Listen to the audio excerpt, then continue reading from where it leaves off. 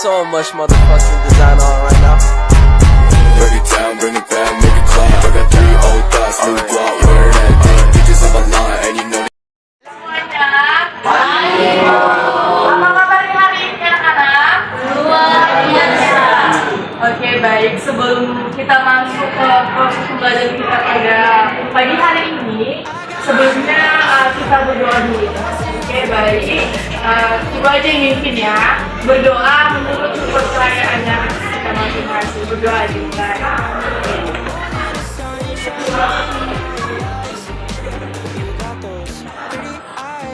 Oke, berdoa selesai. Oke, baik. Jadi sekarang ibu akan doa untuk kita dulu ya. Nanti yang saya sebutkan namanya angkat tangannya, oke? Pertama, start ya. Adrian, Winda, Desta, Nova, Rizky, Jessica, Martina, Arifin, Sarah lagi ya, Marnita, Cinta, Indah, Santa, Sofia, Agripa, Sadina, Munajatu, Sela, Doni. Oke, baik, semuanya hadir ya. Jadi di sini ibu akan menjelaskan materi kita pada hari ini. Dia terpampang di dashboard ya kan. Di dunia itu apa? Boleh kita bahas sama-sama. 1, 2, 3 ya. Kerajaan Hindu Buddha di Indonesia. Oke, jadi ibu akan bertanya dengan kerajaan apa saja yang berkembang ini. Jadi ada yang tahu? Oke, baik. Saya? Oke, Rizky silakan. Iya, berdiri.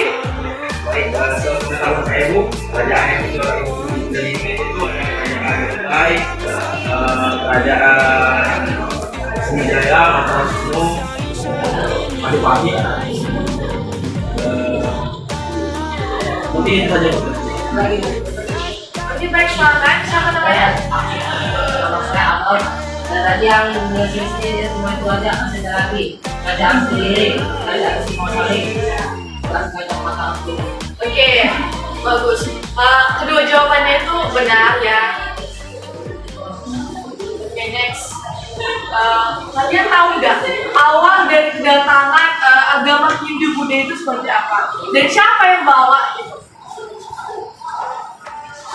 Oke, akan ibu jelaskan ya. Nah, di sini, jadi terdapat teori-teori yang melahirkan agama Hindu Buddha. Yang pertama itu adalah teori Brahmana. Jadi teori Brahmana ini yang membawa itu adalah para kaum pendeta. Yang pertama kali, dan konon katanya kaum Brahmana ini adalah kaum yang hanya bisa kayak membaca, nah terus pengetahuannya itu jauh lebih baik gitu. Terus yang kedua ada teori ksatria. Kalian tahu nggak teori ksatria itu dibawa oleh siapa? Ya benar. Teori ksatria itu dibawa oleh prajurit yang ada di sebuah kerajaan gitu. Terus yang ketiga teori Waisya. Jadi teori Waisya ini dibawa oleh siapa? Ya benar. Jadi teori Waisya ini dibawa oleh kaum pedagang. Nah jadi kaum pedagang ini mereka bisa menyebarkan agama Hindu Buddha itu di saat mereka melakukan perdagangan kepada kerajaan lain ataupun wilayah lain. Ya, oke. Terus yang keempat itu ada teori Sudra. Jadi kalau teori Sudra ini dibawa oleh siapa? Udah. Bukan orang Buddha, tapi orang Buddha. Next. Apa ya terusnya?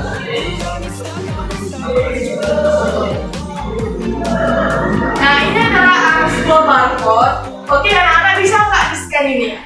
Nanti isi daripada barcode ini ada dia video tentang kerajaan-kerajaan Hindu Buddha yang ada di Indonesia. Oke, boleh di-scan? Bisa nggak terdeteksi walaupun jauh? Nggak bisa. Yang udah bisa membuka videonya ada? Oke, udah bisa ya. Siapa namanya tadi? Rizky. Oke, Rizky. Oke, nah jadi anak-anak itu adalah video materi, penambahan materi dari yang ada di PPT ini. Oke, perhatiannya. Jadi kalau anak-anak udah bisa membukanya, nanti itu bisa ditonton ya. Oke, nah terus di situ terdapat 7 kerajaan Hindu-Buddha. Kenapa videonya seperti itu kayak bentuk animasi? Dan Hindu-Buddha di Indonesia ini tadi udah dikatakan bahwa kerajaan pertama itu adalah kerajaan Kutai. Di mana kerajaan Kutai ini adalah kerajaan Hindu tertua yang lahir pada abad keempat. Kenapa sih bisa dikatakan bahwa kerajaan Kutai ini adalah kerajaan Hindu tertua di Indonesia? Karena apa? Karena ditemukannya di sebuah prasasti Yupa. Nah, jadi saya itu berjalannya waktu sampai pada abad ke-17 Masehi, dan di abad ke-17 Masehi itu kerajaan Kutai itu lahir. Next, ada kerajaan Tarumanegara. Jadi kerajaan Tarumanegara ini adalah kerajaan Hindu pertama yang ada di Indo-Jawa, yang didirikan oleh Jayasinghawarman pada abad ke-4 Masehi. Nah, yang selanjutnya apa ya? Kenapa banyak orang tentang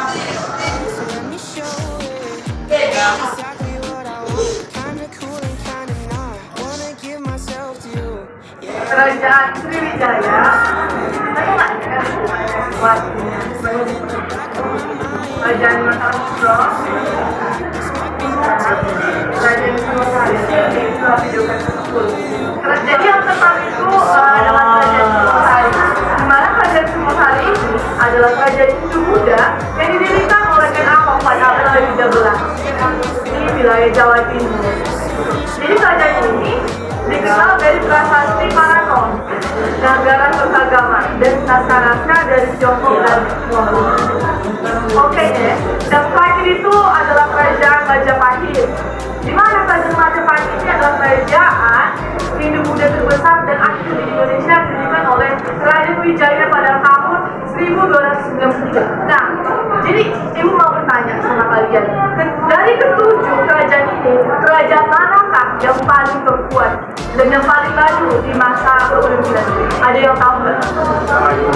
Iya, benar, kerajaan Majapahit. Di mana perubahan-perubahan yang sangat signifikan besar terjadi di kerajaan Majapahit.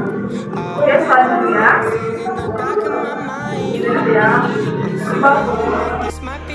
Oke, jadi kalian nanti boleh nge-scan barcode yang kedua itu sebagai penunjang materi ini.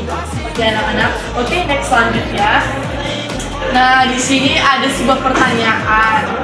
Di mana pertanyaan itu yang pertama, pada abad keberapakah agama Hindu-Buddha lahir di Indonesia? Belum tahu pada abad keberapa?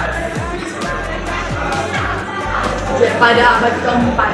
Di mana tadi kerajaan Kutai lahir pada abad keempat. Terus yang kedua itu, bagaimanakah proses masuk agama Hindu-Buddha ke Indonesia sehingga melahirkan kerajaan-kerajaan yang bercorak Hindu-Buddha? Apa tadi teori-teori yang membawa yang membawa agama Hindu-Buddha ke Indonesia? Yang pertama, yang kedua teori apa? Yang ketiga teori apa? Yang keempat? Oke, itu ya. Terus yang itu yang B sampai C sama ya. Terus yang keempat itu bangsa manakah yang pertama kali menyebarkan agama Hindu? Atau kaum manakah yang pertama kali menyebarkan agama Hindu?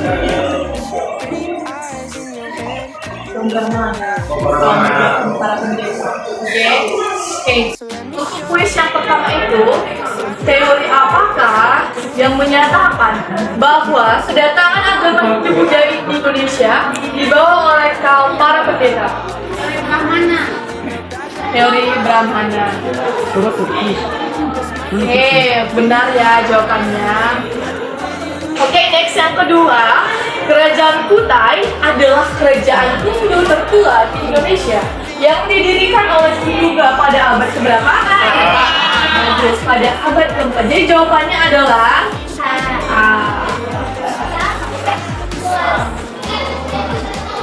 Yang ketiga, siapakah raja berdiri dari kerajaan Tarumanegara? Berarti jawabannya D.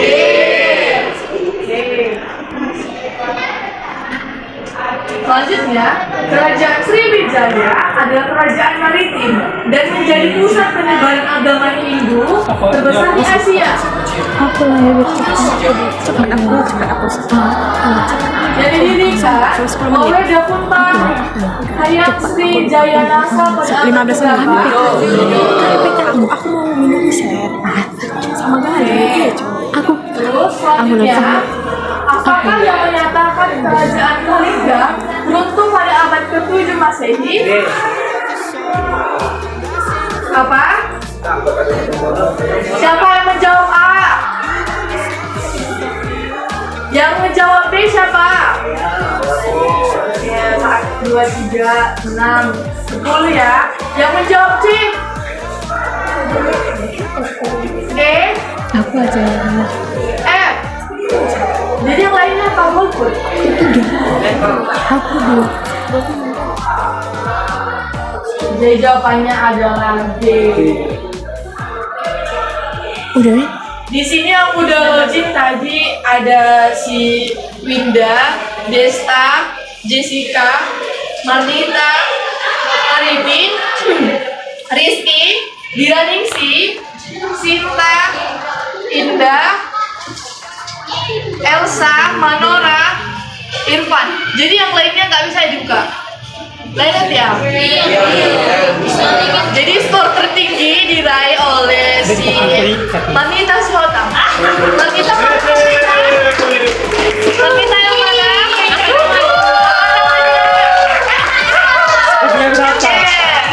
Jadi untuk yang kedua diraih oleh Sinta. Mana Sinta? Untuk yang ketiga itu diraih oleh Diraningsi mana? Garang. Closing aja. Hadiahnya minta ke Kak Weni ya. Oke. Jadi di sini sekian pemaparan materi dari Ibu.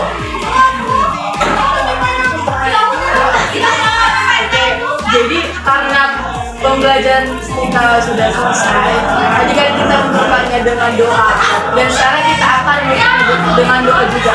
Oke, Pomtim boleh dibawakan doanya? Baik, sebelumnya sebelum kita mengakhiri pembelajaran kita pada hari ini, marilah kita berdoa untuk keyakinan kepercayaan kita masing-masing. Doa dibuat.